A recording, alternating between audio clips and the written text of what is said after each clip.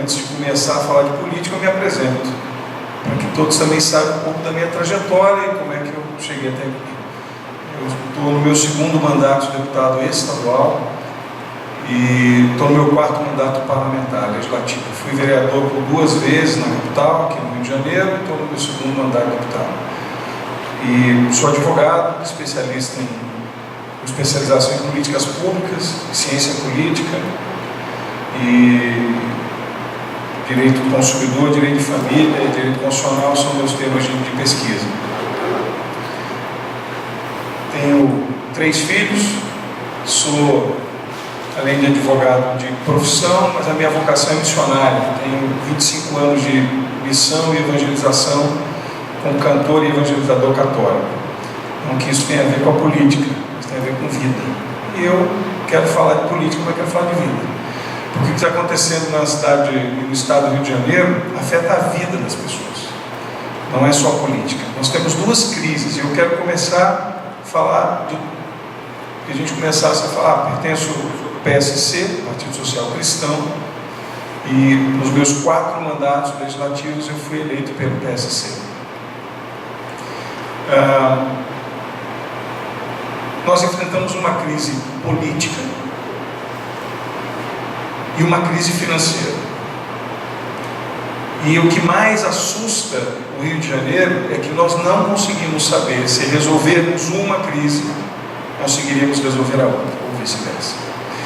A crise financeira que se estabelece de 2001 para cá, mas especialmente 2008 até 2015, 2016, para o estado do Rio de Janeiro, e que eu tenho alguns dados que assustam o povo fluminense, mas em especial nós enfrentamos uma crise política, com uma situação clara de um combate à corrupção, que precisa ser feito no Rio de Janeiro, com acusações graves de governadores com desvios de recursos gravíssimos, da ordem de mais de 200 milhões, e todas essas investigações sendo realizadas. Então, ainda que haja uma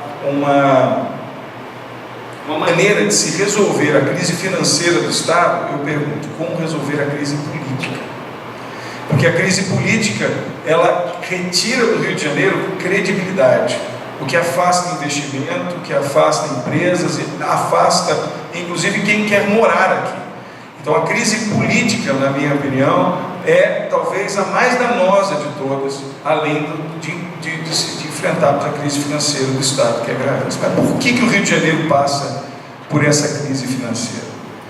Então, todo mundo ouviu falar que o problema é o royalties de petróleo.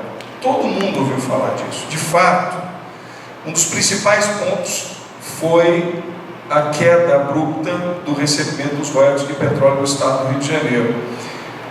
Obviamente, esse não é o principal problema. Houve uma crise grave de gestão, repito, por conta da não antecipação gerencial deste problema, ou seja, imaginar que o Rio de Janeiro continuaria vivendo única e exclusivamente uma riqueza e não preparou o Rio de Janeiro para que esse impacto, uma vez acontecendo, o Rio de Janeiro estivesse pronto para viver essa crise, que começa não só no estado do Rio de Janeiro, nós temos o estado,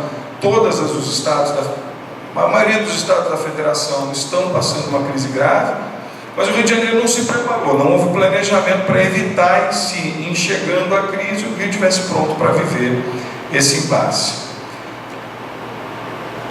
Nós tivemos uma larga escala de incentivos fiscais dados às empresas de 2008 para 2015, da ordem de 138 bilhões de reais. E aí há quem diga que o problema está justamente no royalties de petróleo, ou seja, na diminuição drástica do recebimento desse recurso, e em segundo plano, porque o Rio de Janeiro deu muita isenção fiscal, que há uma renúncia de receita de quase 140 bilhões de reais. Eu concordo em termos e discordo também num ponto. Renúncia, a isenção fiscal não é de todo ruim quando se gera emprego. A isenção fiscal não é um problema quando a empresa que recebe gera contrapartida, seja ela social, financeira e principalmente a isenção fiscal para fins de reabilitar um certo setor da economia. Qual é o problema da isenção fiscal? A não execução da contrapartida e a não fiscalização do Poder Executivo para, uma vez não realizada a contrapartida, uma quebra de contrato, revoga-se a isenção e aquela instituição retorna o pagamento. Então há uma crise grave, porque isso não foi realizado pelo governo federal, pelo governo estadual. Então, isenção e o fator do petróleo é um problema grave.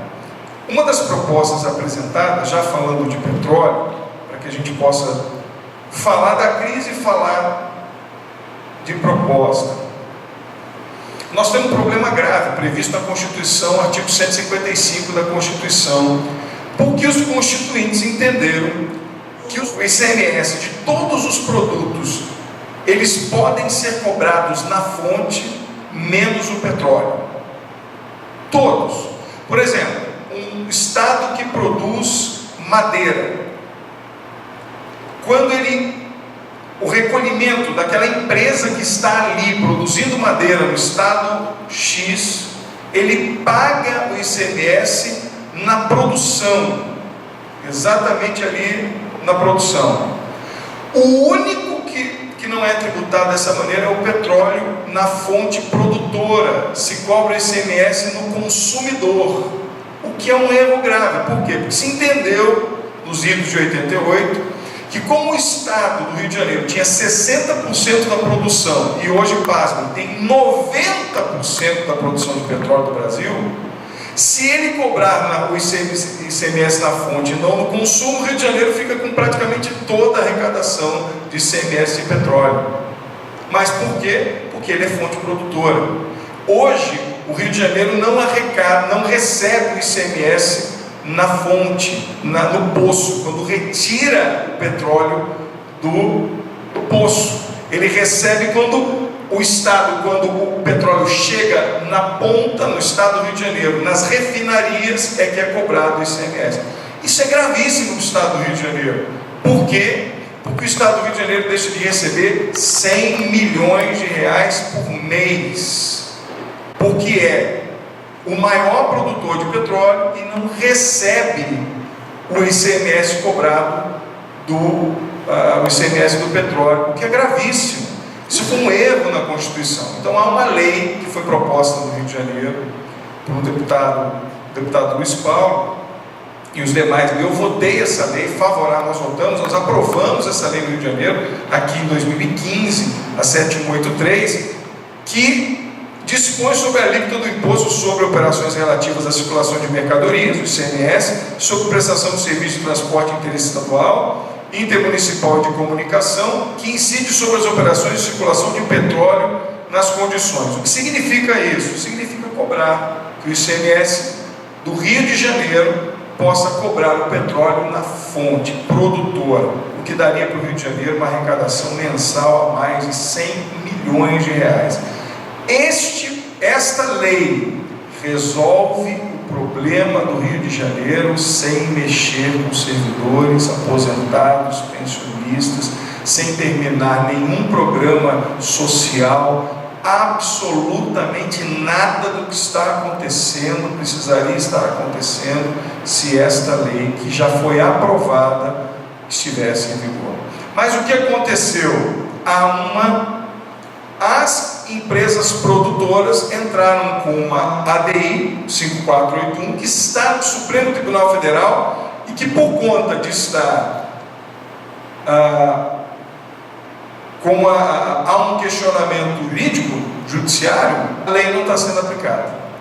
Então, por essa razão, o Supremo não quis votar isso ainda, obviamente por uma pressão popular dos outros estados, em especial os estados que fazem o refino. Agora, é muito importante dizer o seguinte: os outros estados que produzem, por exemplo, riquezas minerais de outra ordem, Qualquer outra produção recebe na fonte. O Rio de Janeiro não pode receber do petróleo. Isso é um equívoco grave. O Rio de Janeiro não é o maior produtor de jazida de minério. Quem produz recebe ICMS da comercialização na fonte. O Rio produz petróleo e não recebe.